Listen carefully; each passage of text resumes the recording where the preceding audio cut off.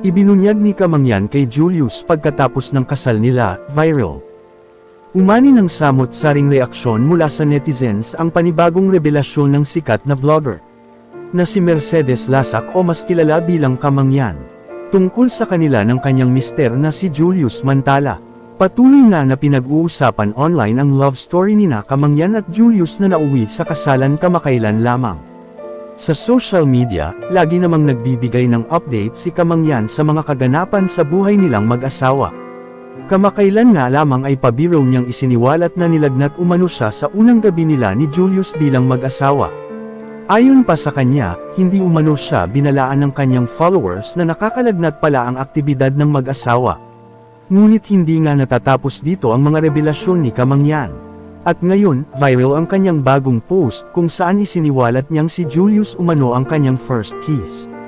Anya, sa mga hindi rin nakakaalam, he's my first kiss. Dahil dito, agad na napansin ito ng netizens at nagkaroon ng iba't ibang reaksyon at interpretasyon. Tulad na lamang na first kiss umano nina Kamangyan at Julius ang halik nila nang sila ay ikinasal. May mga natuwa at kinilig sa kanyang sinabi. Para sa kanila, bihira na raw ang ganitong kwento ngayon. May ilan pa na nagsabi na simple at tradisyonal lang talaga si Kamangyan pagdating sa relasyon. Komento pa ng isang netizen, Kamangyan Vlogs o Mercedes Lasak inamin na ito yung kauna-unahang first kiss niya kay Julius Mantala.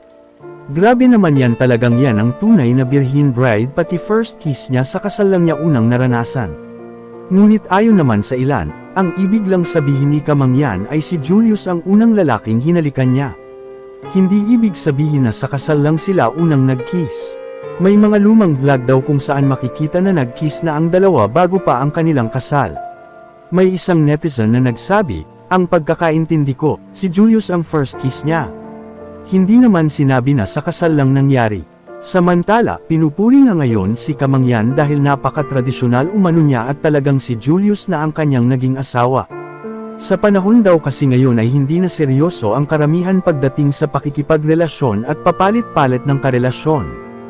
Dahil dito ay tila naging halimbawa na nga ng marami sina Kamangyan at Julius, ng isang uwarang mag-asawa at social media couple.